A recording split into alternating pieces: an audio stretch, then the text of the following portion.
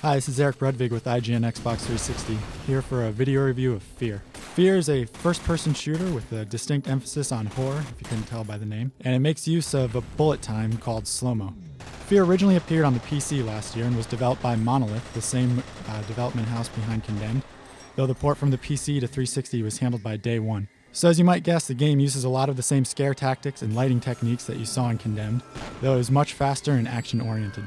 The game is broken up into 3 distinct types of encounters: puzzles, combat, and scare sequences, as you try to hunt down Paxton Fettel, a man who is controlling a genetic army through a psychic link. There's also an online multiplayer mode that features some unique game styles that take advantage of the slow-mo mechanic. This wasn't a straight port from the PC to 360. There's a few new additions, including machine pistols, some instant action levels, a bonus mission where you help to escort one of the survivors you saved during the game out of the building, but you play as a regular soldier, so your slow-mo capabilities are taken away. F.E.A.R is a genuinely scary game, which is something that most video games can't actually say, even though they try. It's perfect for playing in a dark room with surround sound, and fits well with coming out on Halloween. The game is best known for its superb AI. The enemies make intelligent decisions and react to their environment well, making a second playthrough the same combat sequence different from the first, giving this game a lot of replayability and a lot of ways you can just toy around with it. There's some lovely graphics and sound. The sound is especially nice in F.E.A.R, and it really adds to the spooky atmosphere and kind of gets you into the moment.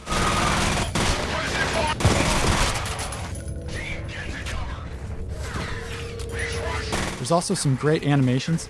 So you can slow down time and watch enemies fly through the air after blasting them with a shotgun or a rifle, and it's a lot of fun just watching them get torn to bits and fly everywhere. There's some fun weapons, and switching around through them to see how the enemies will react to them gives you another way to just see how you can play around with this game. It's almost like a sandbox first-person shooter in the fact that no matter which way you shoot a guy or play through something, it's always a little bit different. The instant action mode is a lot of fun. In this thing, you're thrown into some combat situations that take place in various environments from the single-player game. It's fun, it's challenging. You can post your scores on Xbox Live to see how you're doing against everyone else. It's just a great addition to this game. The online play has a good variety of maps and modes, but the best thing we saw was that there's some really good game customization options. You can really tweak which way you want to play or capture the flag, or which way you want to play a deathmatch, down to, changing everything around so you can get exactly how you want to play set up. The game isn't perfect though. The same problems that popped up in the PC version are here on the 360. There are some repetitive environments in the campaign mode. It seems like you'll be walking through construction zones and office buildings through the entire game, and it can get really drab and boring, especially when everything's kind of dark and you can't see what's around you. The game is also relatively short. The campaign can be beaten fairly quickly, probably even in a rental, although we wouldn't suggest this as a rental. There's also a kind of weak storytelling mechanic.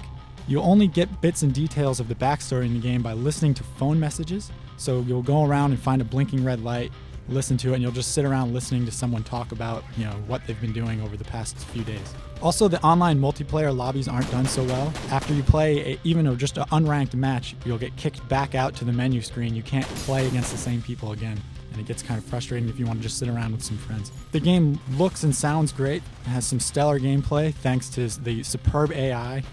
The environments may get bland after a while, but the game is short enough that you won't really get bored of running down the same hall before the game finishes. If you've played it on PC, there are only a few new additions that might not be enough to warrant another purchase, but if you're new to the world of F.E.A.R, then you're in for quite a treat. F.E.A.R is an awarding game, which is why we've awarded it a 9.1 and given it our Editor's Choice Award. For the full written review, check out IGN.com.